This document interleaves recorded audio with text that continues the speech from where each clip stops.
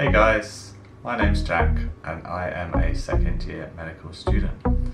So today's video we are going to be talking about the UCAT, which is the University Clinical Aptitude Test, which is an aptitude or intelligence test that is designed to measure how you process information.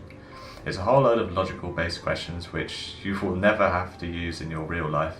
They'll give you a load of information and then they're going to ask you to work out the answer. The actual exam is cut off into 4 sections. So those sections are quantitative reasoning, verbal reasoning, decision making, abstract reasoning, and situational judgement.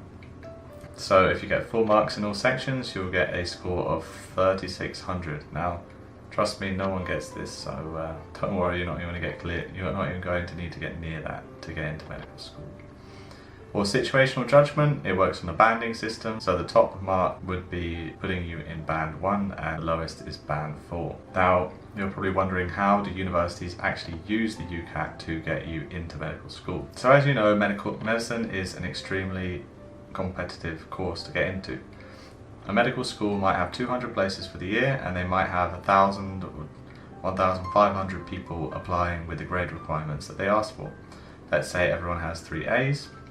And the university is asking for students with 3 A's, then obviously they can't let everyone in, so they need some sort of other differentiator to get people into the course. They basically do this with the UCAT. So every year they will decide a certain score in the UCAT in which they will have a cutoff for. So don't worry if you don't do amazingly well in this. After you get into medical school, it has no relevance whatsoever. So you just try and get that high score that's high enough to get you into the interview. Okay, so let's say you have 1,500 people applying to medical school and they only have 200 places. But they're going to take 400 people in for interview. So how do they decide who gets in? It's a bit of a blend with a personal statement as well, but we're going to just disregard the personal statement for this example.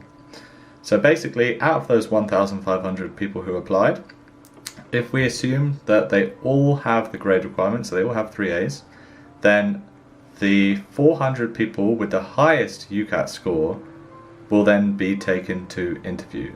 So the medical school essentially will implement a cutoff. So that's what they actually use your UCAT for. It's to slim down the applicants to bring them into interview. When I first did the UCAT, I actually got a really low score. Combined score of 2,330, and this was really low. I mean, normally the cutoff is around 2,600, so it was way below that. But I actually still managed to get into medical school in that same year. There is a little bit of a loophole that you can do. So when you sit the UCAT, you can only actually sit it once for that year. You can't do any retakes, and when you apply to med school, the score that you get when you sit the UCAT is the score that you'll have for that year. So what I actually did was I sat my UCAT in September, applied in October for medical school, got a score of 2,330, which was too low, got rejected from everywhere. And then in July, I did the UCAT again, and this would count for the following year. And I actually boosted my score because I put in lots of work and I did a lot of studying and practice, which I'm going to show you all the tips that I did for that in this video that's coming up. I did all of that, I boosted my score, and then I was able to apply through clearing with my new score. So there is a little bit of a loophole there, because in clearing, even though it was to start medical school in September of that year, they could use my new score, which was a lot higher. Now the only risk with this is if you don't get in through clearing, you will not be able to do your UCAT again when you apply for the next year's cycle. So I did it in the July. I was able to boost my score and then meet the cutoff for the clearing and get my interview and get it in for that year. If I didn't get in, that same UCAT that I did in July would have to count for my UCAT the whole next year's application cycle. Now in the UCAT, the whole exam is extremely time pressured. The actual questions themselves are quite easy, but the hard thing about this exam is that you just don't have the time to complete them all. If you had unlimited time for this exam, I think you could actually get 100% in it quite easily, but the whole problem is running out of time.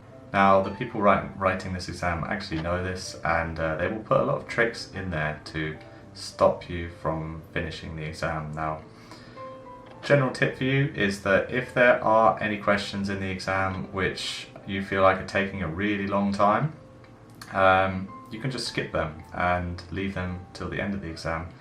Every single question in the UCAT is worth the same amount of marks, so if it's a multi-step calculation in the quantitative reasoning section, you can just skip it and come back to it later. It's not going to actually give you more marks, so you can just review it and come back to it later. Okay, so next I'm going to give you some keyboard shortcuts.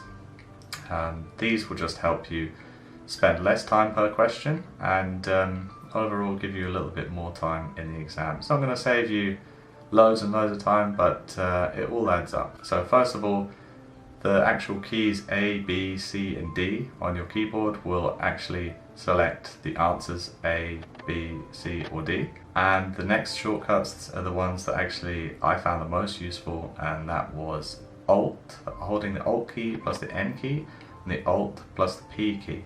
So Alt plus N is going to automatically put you to the next question without having to click at the bottom, and Alt plus P will take you to the previous question. Also, Alt plus C will open up the calculator. The last tip I'm going to give you for time management is that at any point in the exam, if you feel like you're running out of time, and I'm talking like you've got maybe less than a minute left in the section, then I would say just forget about the question that you're doing right now and just guess all of the remaining answers to questions that you haven't answered yet. This is because that last question might take you a whole minute to do, and you might have about 10 questions left unanswered.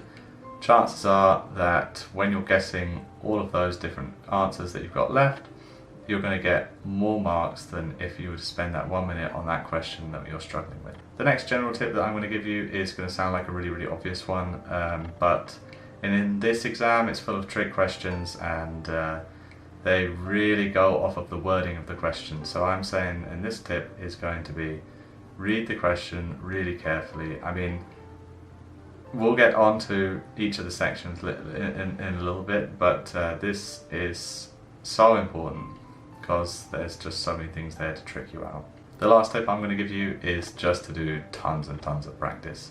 Since this is a speed exam, the only way to get better is just to do loads and loads of questions to the point where they almost become automatic, and you'll see from when you do your first UCAT mock exam till your last one, you're just going to speed up over time, and it's going to get a whole lot easier, but it will only get easier if you put the work in and do loads of practice. If you're wondering, well, where can I do all of these questions? You can actually go on the UCAT website, and they will be able to give you some practice questions and some practice mocks, but they don't actually have that many practice questions on there. I mean, you'll probably get through them quite fast. Personally, I use Medify as a question bank.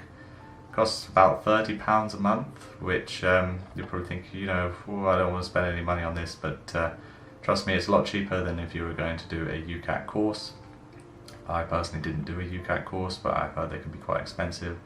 In terms of a time frame for studying for the UCAT, I would say around 6 weeks is enough time. That's about what I did. You don't want to really go too much over that or too far under. I mean, I think 3 to 6 weeks is a pretty good time frame. Personally, what I did is I used the UCAT questions on the UCAT website for 2 weeks, and that was enough for 2 weeks, and then I bought 1 month of Medify, and they've got like over 20,000 questions on there. So for me, 1 month of Medify was enough. And basically what I did is I went through all the questions individually and practiced the section individually without any time pressure, and then I just started doing mock tests. So that was what worked best for me. You go ahead and look at the questions, see what works best for you. Okay, so now I'm going to give you a little breakdown based on each of the sections. The first question that I'm going to be going over is the verbal reasoning section. Now this is exactly like comprehension that you did at school, you just have a little bit less time for it. It's basically a big passage of text and then you're going to have some questions based on that text. Now, for these questions, what you need to understand is you need to relate everything to the passage. It doesn't matter what your opinion is on anything, or you can't bring your own logic into this one at all. You know, if the passage says that someone's feet are made of cheese, you have to say that that person's feet is made out of cheese. It doesn't matter. You just really need to focus on the passage for all of the information. The question is going to give you 3 answers. That's true, false, or can't tell.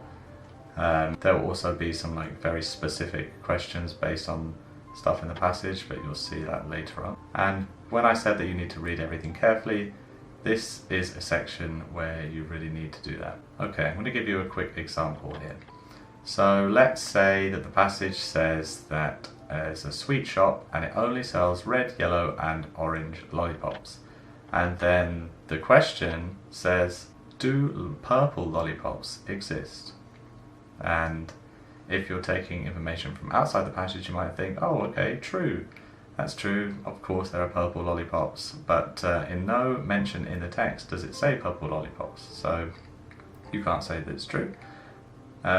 You might think it's false because their shop only sells red, yellow and orange lollipops, but the question is not saying, does the shop sell purple lollipops? It's just saying, do purple lollipops exist?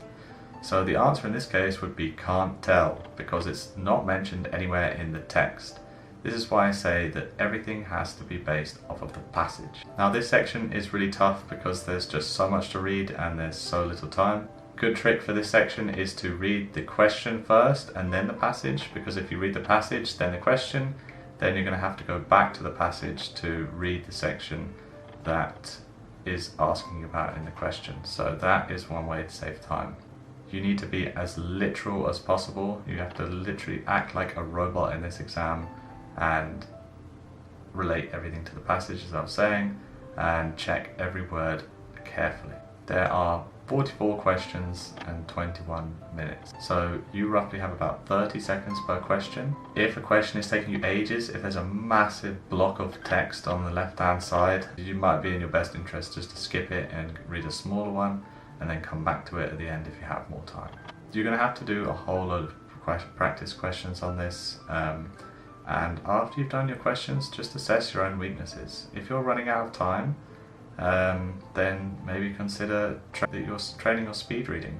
If you're getting the questions wrong where the answer is can't tell, maybe you need to be stricter with how you're reading the passage. Everyone's going to tackle this one differently, so you really just need to assess your own strengths and weaknesses and try and work on your weaknesses. If you really want to improve on your reading skills, then in your spare time from when you're not revising for the UCAT, start reading a book. You'll improve your vocabulary and you will also improve the speed in which you read. Okay, the next section is decision making. Now for this section you have 32 minutes and 29 questions. So you've got a little over 1 minute per question. So you've got a little bit more time here. If you want a cool little way to see how you're doing for time during the exam, when you've got that little break between sections, you can take note of the number of questions and the time for that section. So if we have number of questions 29 and time limit 32, and we half it, we get 14 questions and 16 minutes.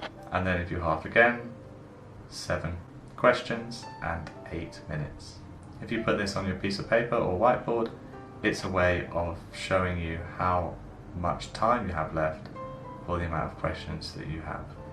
This section is all about how you take information in, lay it out in your head, and work out problems. I'll show you what I mean with an example. It's actually really simple once you have the right technique, but if you don't have a technique and you're doing it all in your head, it's going to be a whole lot harder. So in this question we have Clark, Sam, Drake, Rosie and Mary. They all have one car. The cars are either red, blue or green in colour.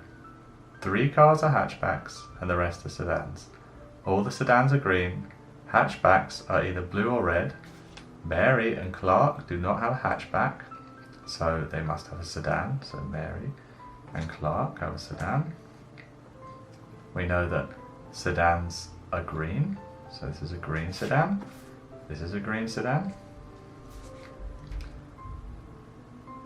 Amongst Sam, Drake and Rosie, only Drake has a blue car. So Drake must have a blue hatchback because he doesn't have a sedan, and the cars are either hatchbacks or sedans. And then we know that hatchbacks are either red or blue. So Sam and Rosie must have red hatchbacks. So now we go to the question. Which of the following statements are true? Rosie has a red sedan? No. There are 2 blue cars? No. There are 3 red cars? No. And Sam has a red hatchback. That's it. So the answer must be D. Because as we've written it here, Sam has a red hatchback. The next section is quantitative reasoning. For this section you'll have 25 minutes to answer 36 questions, so you have about 41 seconds per question. The questions are actually quite straightforward. There's going to be some trick questions in there, but it's quite simple maths, like, you know, figuring out weights, doing weight conversions, finding out the speed of something, interpreting data from a graph, circumference of a circle, that kind of stuff. As well as that, you might need to know some quick conversion numbers, such as how many kilometers in a mile, how many inches in a centimeter, you know, that kind of stuff too. I'll put them on the screen as well. As in verbal reasoning, you will need to skip long passages. In quantitative reasoning, if there are multi-step calculations, you will need to skip those and come back to them later. It's not worth spending longer than, I'd say, longer than a minute on each question. Also, if you're not sure how to do it, just flag it and move on. This is the only section where you should need the calculator, and I'm going to give you some quick calculator tips so that you can use them in this section. As I said before, Control-C opens the calculator, or you can just click calculator at the top of the screen. And I'm going to teach you a couple of things that you can do to make you save some time using the calculator. If you have the numlock button selected on the keyboard and the numlock light is on, then you can actually input numbers onto the calculator directly from the numpad on your keyboard, which is the little section on the right hand side of your keyboard where you have numbers. As well as the numbers on your keypad, you will also be able to use plus, minus, subtract, divide with the little slash, and the star for multiplication to use the calculator a little bit faster. If you use the M plus button on the keyboard, you will actually be able to save the number that you currently have on there. If you press the M minus button, you will get rid of the stored number, and if you press MRC, it will actually bring back the stored number that you have. So you press M plus on something, you get a number, then you do another calculation, you want to find out what the number was from the previous calculation, you do MRC, and then you'll get that number back. Okay, now we're on to abstract reasoning, which is the Marmite of the UCAT exam. You will either love it or you will hate it. I hated it. You'll be shown a bunch of shapes in one section that follow a specific rule, and a bunch of shapes in another section which follow another rule. You will then be shown another box of shapes and be asked if it belongs in the first set of shapes, set A, or the second set of shapes, set B, or neither. Now this comes pretty natural to some people and can be really difficult for other people. I found this section really difficult when I first did it and found it really hard to find the rules, but the more I did the questions, the more I got the hang of it. The method that I used to help me find out what the rules were in these questions were scans. And SCAN stands for shape, colour, arrangement, number, and symmetry. There are really so many different ways that they can come up with new rules or arrange the shapes in different ways. So, you know, my advice for you for this is just to do loads of questions, and if you come across a new rule for something that you haven't come across before, I would write it down in a little book or a sheet of paper, and eventually the more questions you do, you will cover everything and you will be able to pick this sort of stuff up a lot faster. Now for this section you have 50 questions and only 12 minutes to answer them all. So it's incredibly time pressured. It's the most time pressured section in the whole UCAT. To practice for this section, you should first practice these sort of questions untimed and then time yourself. At first it's going to feel like it's almost impossible to find the rule. It's going to take you ages and ages, but the more you do it, the easier it will get and the quicker you'll get. So once you're comfortable at recognizing rules, then I would suggest practice these questions under a time pressure to get used to this, because half of this is just doing the questions in the time frame that they've got. If it's taking you too long to find the rule, I would skip this pretty quick. You really don't have the luxury of time to be finding the rule. And since there's only 3 possibilities for answers, you have a 33% chance of getting it right. So at the end, if you just can't find the rule and you're running out of time, you've got the best odds at guessing here. A general tip for abstract reasoning questions is to look at the simplest box first. The less that you've got going on in the box, the easier it actually is to find the rule, because you've got less things to distract you. And one final tip, I will give you some shapes here that if you know ahead of time, it will just save you a lot of time counting. So for example, the arrow is a shape that's in a lot of these questions that has 7 sides, and the star has 10. Okay, now we're on to the last section, which is situational judgment.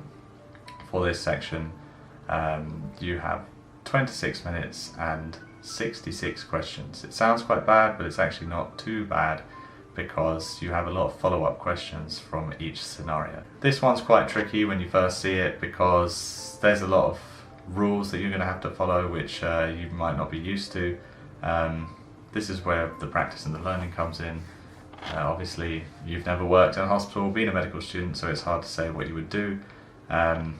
So for these questions, you're basically given a scenario and then some possible outcomes in the question. So you'll have the scenario on the left, you'll read it, it will give you a load of information about the patient, the staff, whatever, and it usually says that you're a medical student, and then it will give you some possible outcomes for you to follow based on this scenario. And you basically have to rate these outcomes if they are really appropriate, not appropriate, or very inappropriate. It's going to be quite tricky, because most of the time you're going to be trying to work out if something is either very appropriate or just appropriate. That's what I struggled with the most, but don't worry, you still actually get partial marks if you get it partially right or partially wrong. So for example, if something is very appropriate and you just put appropriate, you will still get some marks there.